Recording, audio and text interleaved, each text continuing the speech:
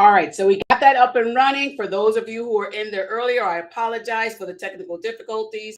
The volume was not up, but it is working now. So let's go ahead and jump back into this program, okay? So we're back on live, and this program is up and running. If you have anybody that's out there that's looking to purchase a home and they need some information about credit and tips and ideas and things they can do to get their credit ready to purchase a property and want some information about purchasing, please, please, please share this link. I apologize again for the technical difficulties earlier today. I have got someone who's coming in to do all of this producing part for me because it has taken up a lot of my time, but we're going to get it all together, okay? So if you're in the link, make sure that you share and know that we are live right now. All right, so the credit program is what we're going to be talking. Credit is what we're going to be talking about today. Again, at the top of the show, I inform people that I am a person who works with private investors, helping them to purchase homes, and also have people that are looking to rent. But my goal is to help people to be able to purchase homes. I love for tenants to become homeowners, okay? So what I want to do is to help those of you who are looking to purchase a home, maybe haven't been able to, but I want you to be able to know that you can get some information, and it's free information. And this information can help you to get into the home ownership goals that you've been looking for. All right. Now, I started this program a few weeks ago. I am calling it Money Mondays. We are going to be coming on Mondays. I'm going to try and keep the time at 6 p.m. Usually everybody gets off from work and get a little break and then turn on the tube here and watch the program. If you don't catch the live, you can at any time go back and watch the other programs. Thanks so much, Tammy, for helping me out with that. Appreciate you so much. My cousin Tammy, I love her. All right, so here we go. I started these programs because I want to have people to be able to purchase a home, and I want you to save your coins. So I'm not going to be gearing you towards things like money grab. I call them money grabbing things. People are, okay, I'll do this for you and you pay me this and pay me that. No. You can do a lot of this yourself, okay? If you didn't see the first series, go back on the same platform that you're on. Look for the Money Monday series. It tells you a brief about what we're going to be doing in these Money Monday programs, teaching people how to become homeowners. A lot of people who are tenants get afraid that they'll never be able to purchase a home. They feel as though they're trapped in their lease. You're not. You're not trapped in your lease if you abide by some of these tips that I'm going to give you. Now, some of you, you're right, Holy Spirit, some of you may be in a too high of a lease for you to be able to purchase a home. You may need to back out of that one, or when that lease expires, you may not want to renew it, because if your goal is to purchase a home and all your money, or the largest majority of your money, is going toward that rental, then you may need to think again if you want to renew that lease. And what a lot of landlords are doing right now, nowadays, is I call it they're playing catch up. And what that is they took such a loss during the eviction moratorium during COVID time that they are now seeking to get their money back. And what that means is they are increasing rental rates like crazy. So rental things are going up. But you still could probably find some great deals out there that won't drag and take away from your pocket, okay? So let's talk into this. I want to do this step by step. So this episode is going to be episode 2. And in episode 2, we're talking about credit. All right. Credit is a large majority thing that you have to look at when you're purchasing a home. Too many people think, oh, I want to buy a home and I'm just going to jump right into it. I'm going to try and get qualified, and then find out something is on their credit, or their credit score is too low and they can't get qualified. Here's what you need to know. Don't give up.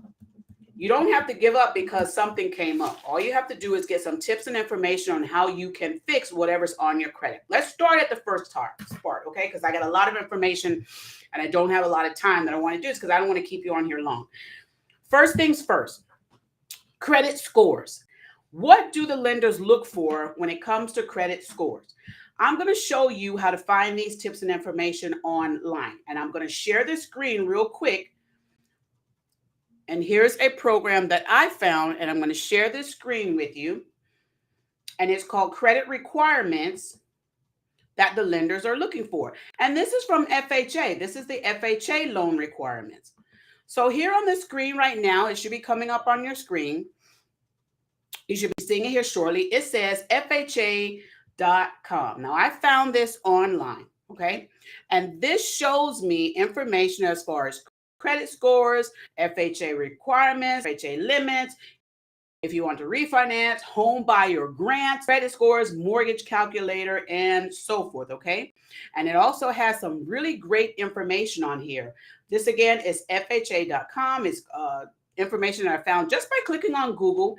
And it's one of the sites that I think is going to give you some really good information. But when you scroll down here, it gives you a really quick scenario here. It says credit history and score requirements, okay?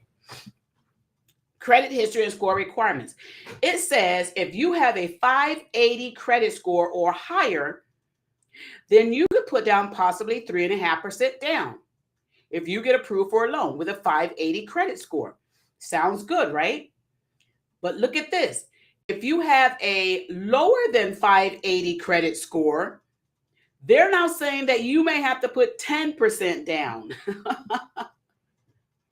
Okay, and there's a lot of chances that you may not even qualify if you have 10%, 20%, because your credit score may be too low for the lender to risk loaning you money. Remember, lenders look at a lot of things when it comes to their loan scenario.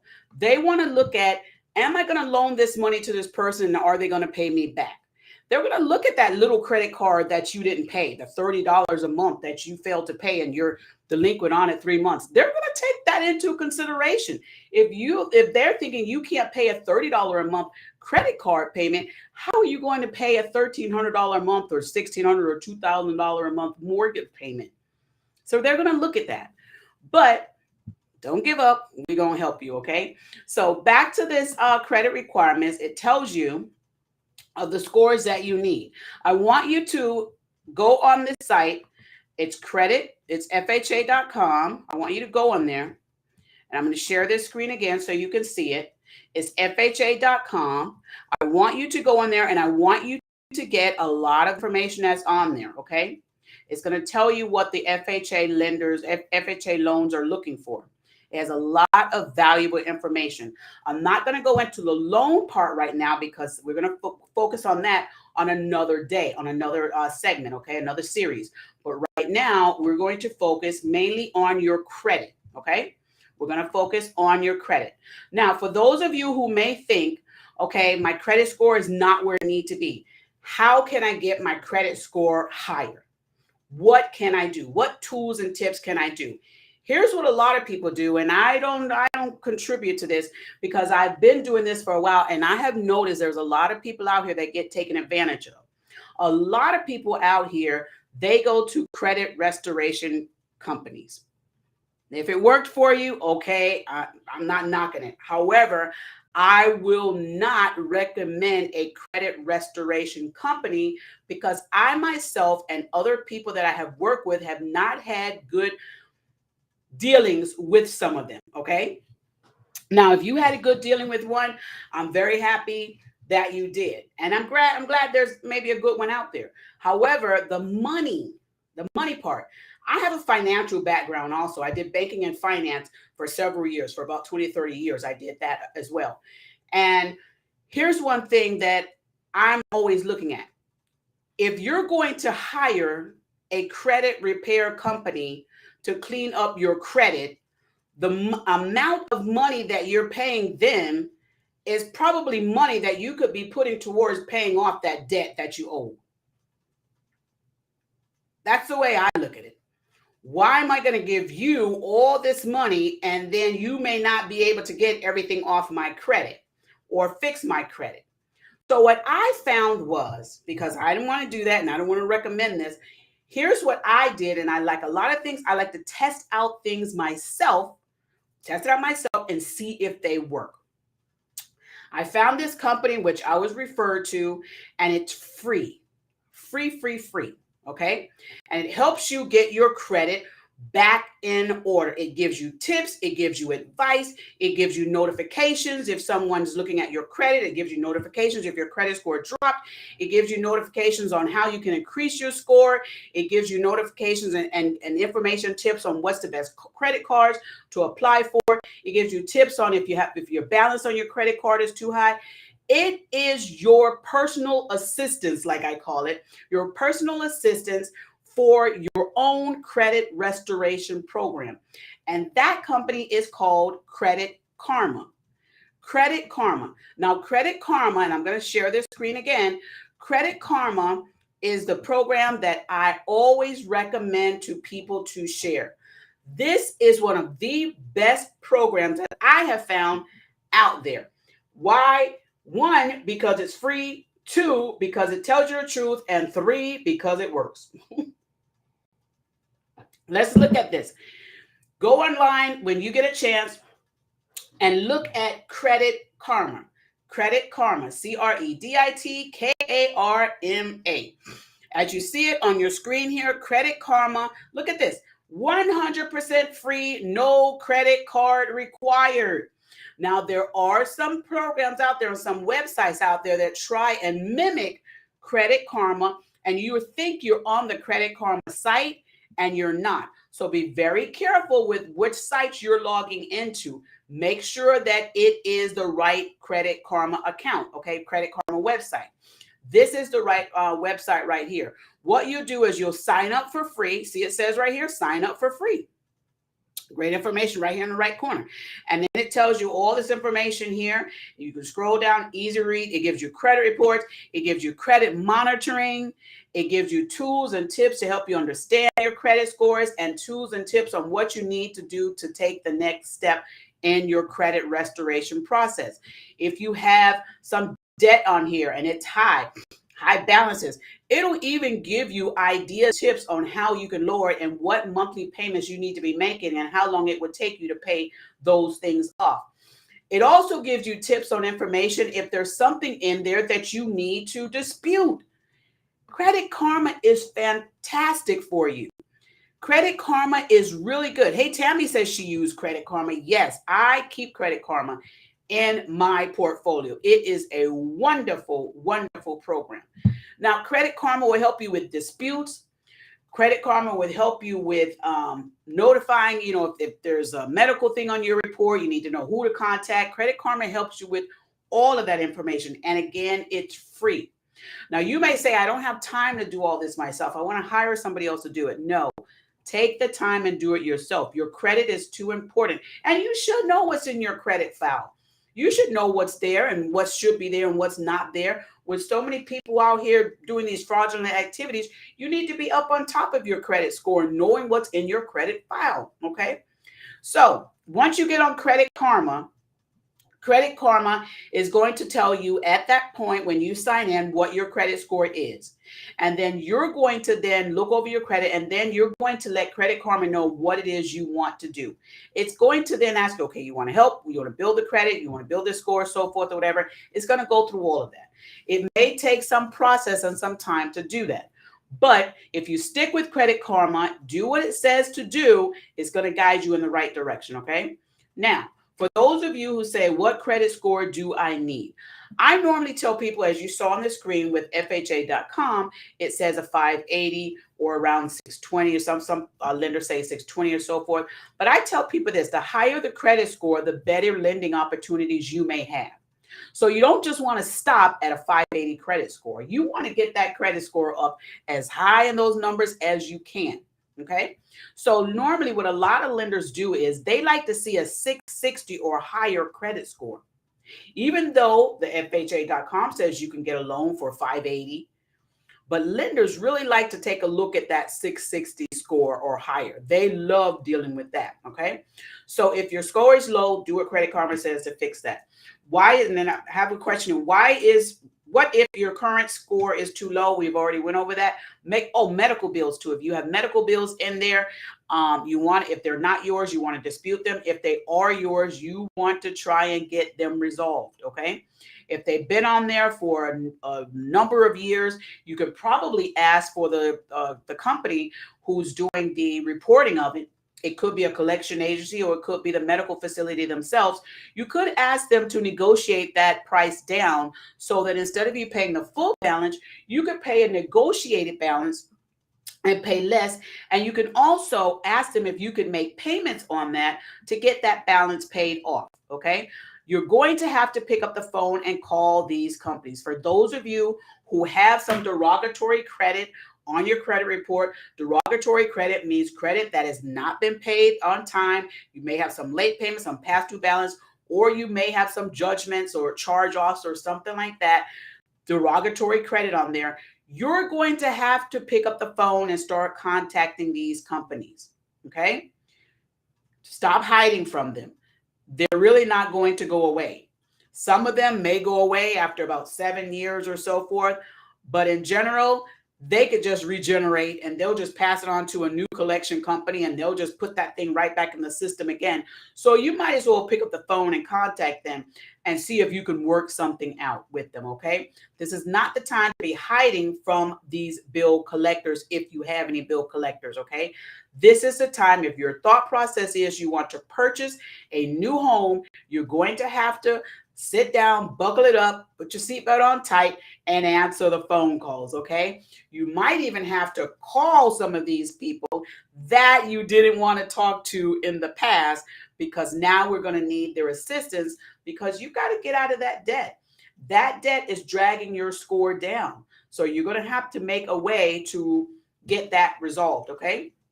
Now, once you start the process with Credit Karma, or if you want to use a credit repair company, you may ask, how long is the process going to take? That's going to depend on how much work you have on your credit and how much work we need to do with your credit score, okay? And it's also going to take into consideration how much work are you willing to put in it? Are you going to do what is required to be done? A lot of people say, I want to fix my credit, and yet they're not doing anything to pay those credit cards off. They're still shopping. They're still putting money on those credit cards. They're still charging up everything. And they're not doing what they need to do to pay those balances off.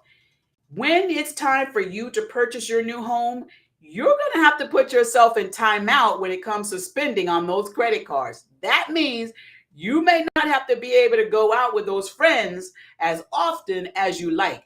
And don't be embarrassed to tell them, hey, I can't go out tonight. I can't go out for a while. I'm putting myself on timeout because I want to buy a home. Say it in a motivated way. Listen, I'm not going to go up there and buy lunch and buy all this stuff with all of you guys, or dinners and all this stuff, or partying and spending all this money, because I want to purchase a new home.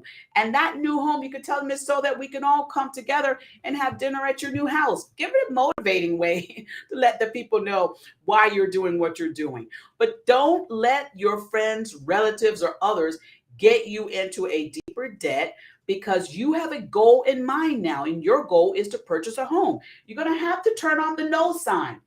It might be hard for some of you if you really haven't tried it in the past, but if you stick to it, you'll be able to get that home ownership a lot sooner, okay?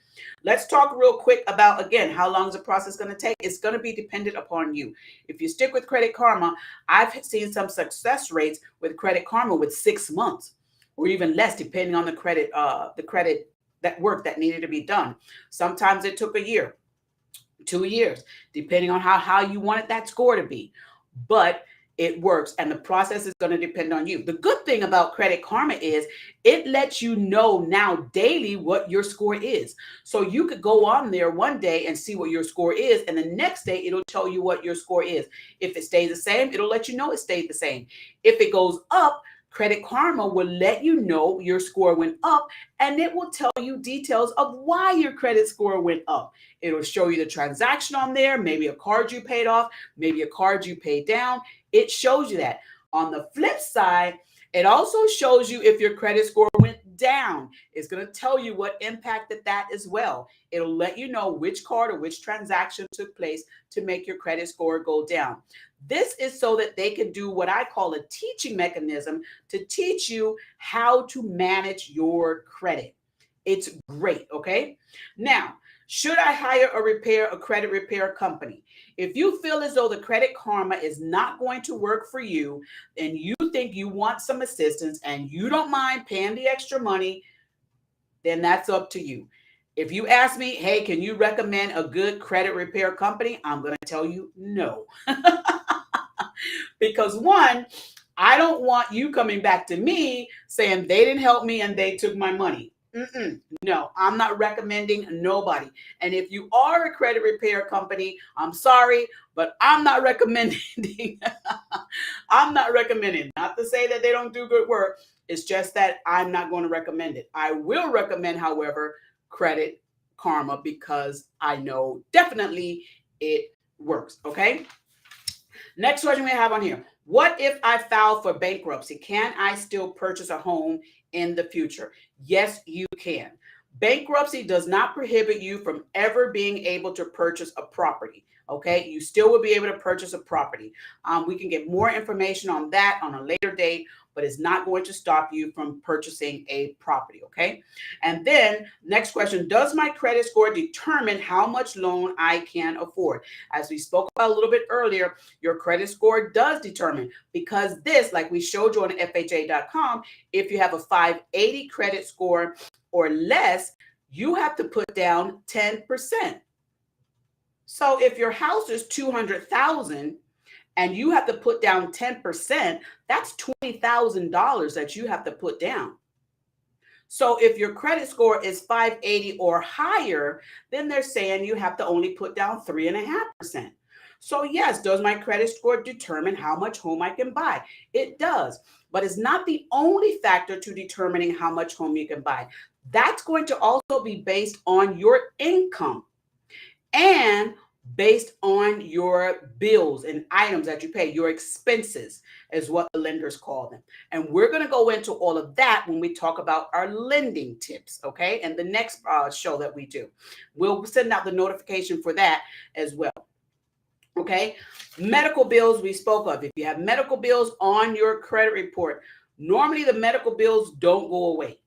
They don't go away.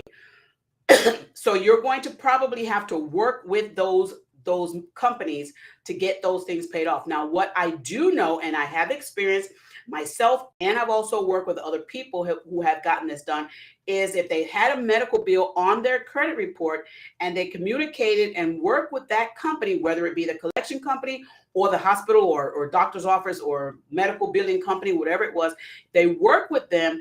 They have, I've seen where they have either removed a large amount of that and say, listen, we'll take a settlement. If, for instance, we can say if the bill was $300, they may say, well, I'll take a settlement of $200. Just pay me off $200 right now, or you can make payments on the $200 or something. Or they say, well, if it's $300, how about I just take a one-time payment of $150? Just give me the one-time payment. So those are just scenarios, but I have seen them done. So you won't know this unless you pick up the phone and call and ask. A lot of times what they will do also is they will send you a mailing.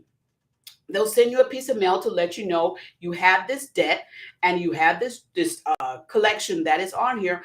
We're willing to work with you. And then you have to let them know if you're willing to work with them. Okay. And again, let me tell y'all something. I know the letters and things go out, or either the phone calls come in. I've also found this out to be true. The way you speak to those bill collectors in a kind way can oftentimes help you when it comes to them trying to help you, okay? Yelling and screaming and being argumentative and being nasty usually will get you not the assistance that you were hoping for. So a lot of kindness and sugaring, I call it, let me just be sugar with you, be real nice and sweet, will oftentimes get you some more assistance than all that yelling and bickering. This is not the time to be yelling and bickering, okay? I know you're probably upset because some of these items are on your credit report, and you probably say they're not fair. There's some judgments. We didn't speak about judgments yet, but there are some judgments that are on there. If you let a judgment or a debt or collection sit on your credit too long, it will end up being a judgment. And the judgment can actually be filed in the courts, in your local court. And when it's filed in your local court, now you've got more attorney's fees on there. You've got interest rates that are through the roof. And you've got this thing that's not going to run away. It's going to stick there. And also, if it becomes a judgment, there's a possibility that that judgment can now become a garnishment where they can contact your employer and ask your employer to debit your paycheck in order to pay them back. Okay. And once that judgment or that garnishment comes to your employer has to comply. Okay. So you want to get to the collection company or whoever's doing this before it becomes a garnishment on your paycheck. And the other thing with judgments are the longer they sit and the more process that they go through, it'll go from the lawyer, it'll go to the court, it'll go to another collection company. It's sitting there for another 3-4 years.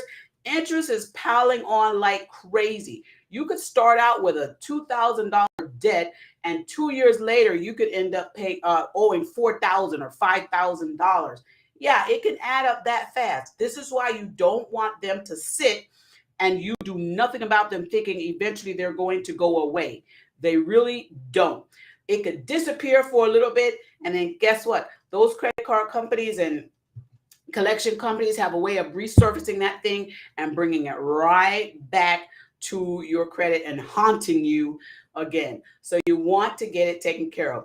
Now, the next thing we want to talk about real quick, and we'll be ending this series, but we'll be back next week. The next thing I want to talk about are school loans.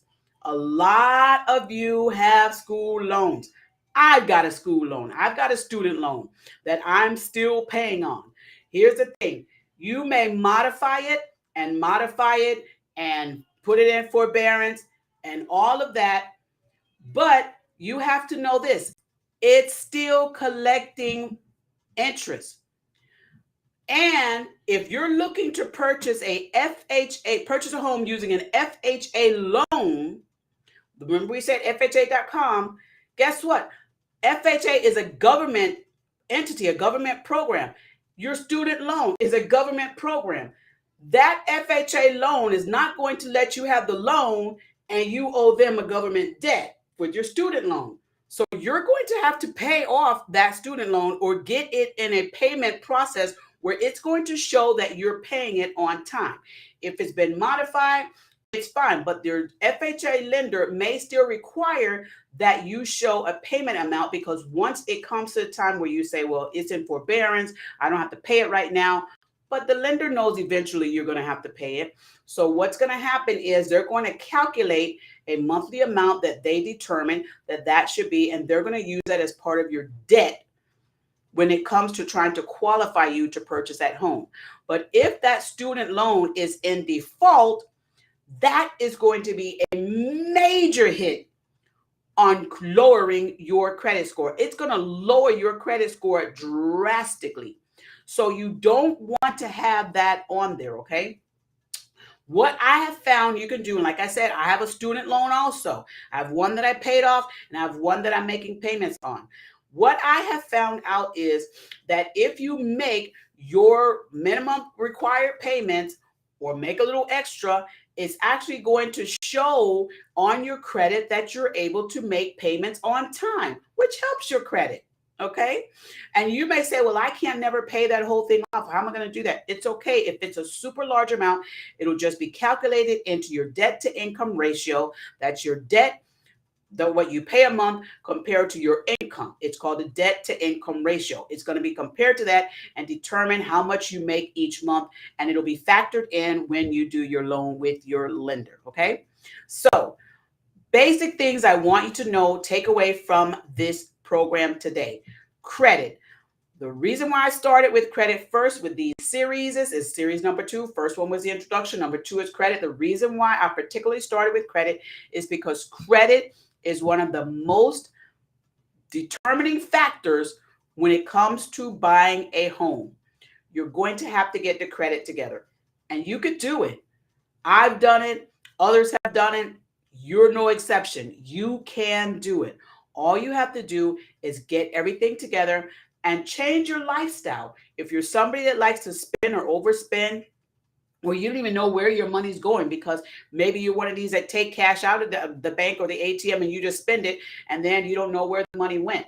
What I normally try and tell people who I help is, don't spend cash. Spend using your debit card. And the reason why I say that is because debit cards have a way of helping you to track what you have spent.